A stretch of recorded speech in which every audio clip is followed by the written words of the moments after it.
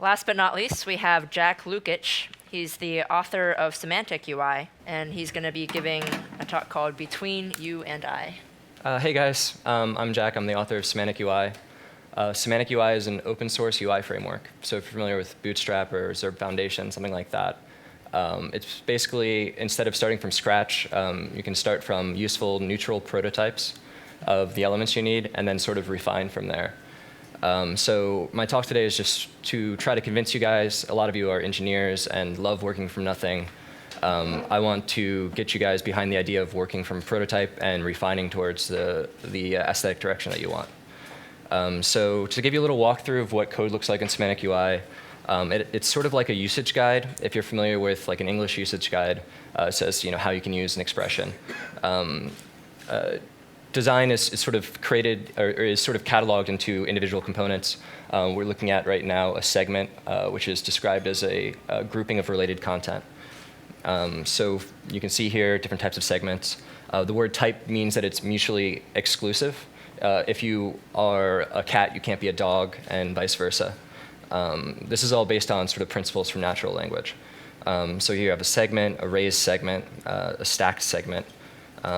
And just sort of give a little bit of background, all of these types of UI, the way that I sort of work, which is also sort of how descriptive linguists work, is you look for first-hand sources. You sort of go through the Alexa Top 1000 and figure out what the current common usage of UI is, and then just sort of describe that. And so that's sort of what segment is here. You can see piled and so on, vertical segment. And so the other fundamental difference here is that it handles things like plurality really simply. So for example, you have horizontal segments here. That is a plural group of segments that have shared qualities. The code behind that looks like this. Horizontal segments, aha. So there's no disconnect between what you're looking at in code and what you're trying to work with. So yeah, and just to give you the whole definition here, variations are mutually inclusive ways you can modify an element. So for instance, an element can be both colored and it can also be emphasized. It can be both circular and attached. These are all things that can exist together. So why is this useful?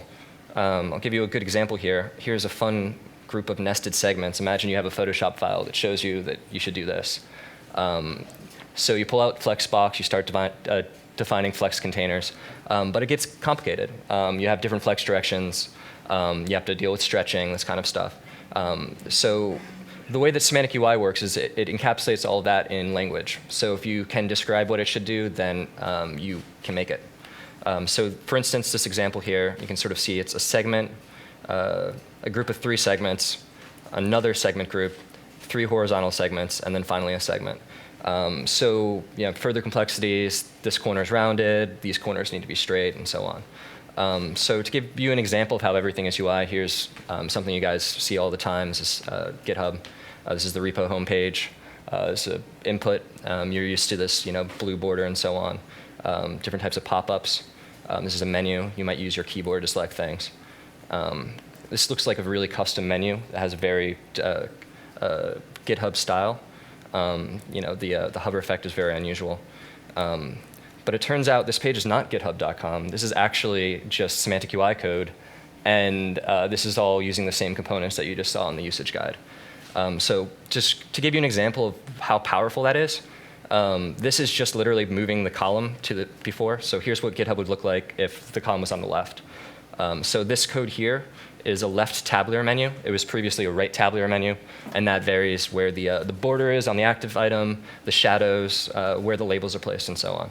And that's one class name. So you can open up your code base, change a single class name, and then sort of see whether that design fits with what you're trying to do. To give you more examples, here's a minimalist style where everything went to its basic style. Added in some distinct buttons. So let me just go back here. You can see there's a GitHub colors and so on. Yeah, so this sort of gives you an example. So the funny thing is, this is just the GitHub theme.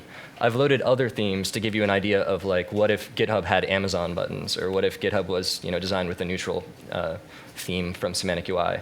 So here is the same exact code base with just swapping the theme file. So you might be familiar with this kind of labeled icon button. It's very unique to Amazon. There's a positive button, so this is the positive color for Amazon, and so on. So this is just, the idea is that once you create a vocabulary for your website, you can use that vocabulary to empower any of your developers to work under the same code base. So once you say for your site what a primary menu looks like and a secondary menu and so on, you can give your developers that toolkit and sort of just let them loose. So I'm just showing you some more different variations. This is a horizontal menu. This is literally just adding the word horizontal. And yeah, this is the default theme if you're curious what that looked like. The exact same code, default theme, everything's a little bit bigger. Yeah, so if you guys have any questions, you want to talk about that after the talks, come up and talk to me. Thanks.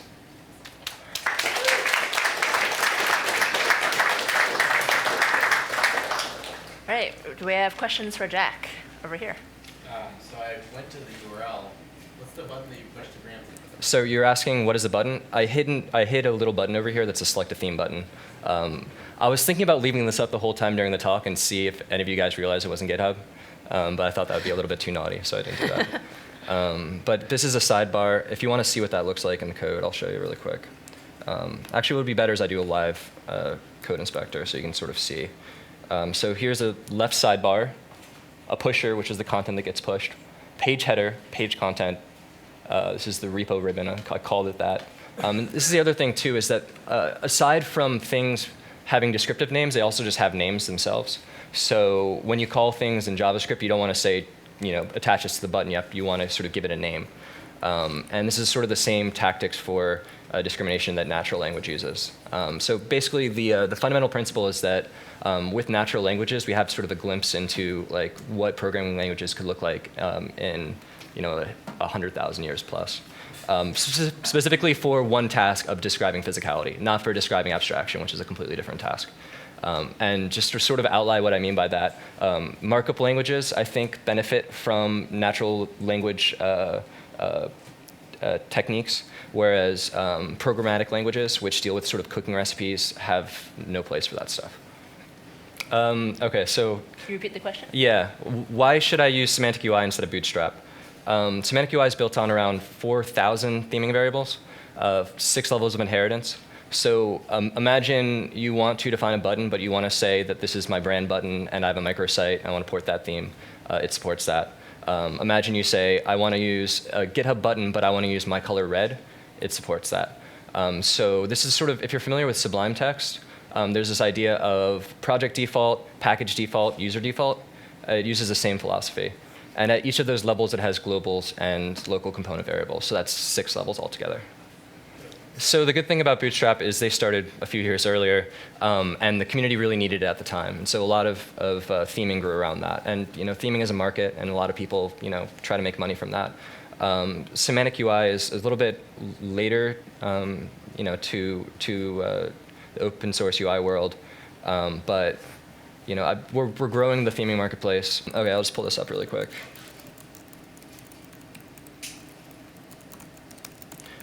So here's the real repo. You can notice any differences. OK, so inside the source folder, you have this wonderful file called a theme config, which is literally just you name what theme you use for each thing. And the way this works is it can work with a package manager. It hasn't been written yet. But basically, you can download a theme like a node module, install it, and then just change which component you want for each element. And the thing that's really amazing about this is you can hot swap. So you can say, like, I want Amazon buttons, but I want material colors and a container size like GitHub. And all of those things are actual constraints, real-world constraints defined by the companies which invented their own UI brands.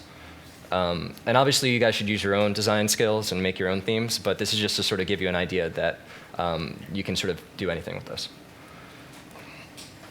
Question over here. Do you plan on adding a carousel? Yeah, so this funny thing about a usage guide is that you have to make assumptions about what's going to be around and what's common and what's on its way out. So there are expressions in English that still exist and are in the dictionary, but no one uses anymore. In the same way, like for me, the way that I spend my time, it's probably better to focus on the most commonly used UI expressions. It's funny too, though, that this stuff changes over time. Like a sidebar menu, like an off-canvas menu, didn't really exist 3 years ago. It's a new concept. It emerges from a giant community of developers, and then you sort of have to rapidly create standards around this. And this is very different than how the W3C works, which is they decide in a group of, committee of a dozen people what the web needs. So this is, this is kind of like, if you're familiar with Académie Française or Oxford English Dictionary, the difference between like prescriptivist and descriptivist. They prescribe standards which they think are correct for usage, whereas this is more grassroots. Could you repeat the question? Oh, sorry, I ramble sometimes. That's right. It was, have you thought of adding a carousel? Have I thought of adding a carousel?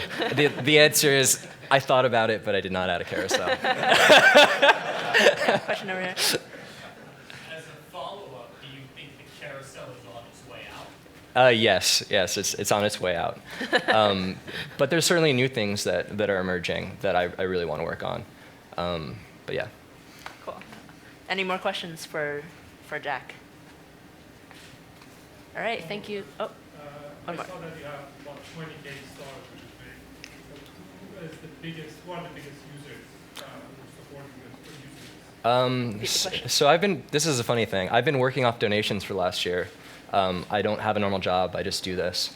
I'm kind of an ideologue. I just sort of chase. I had this idea and I've been chasing it.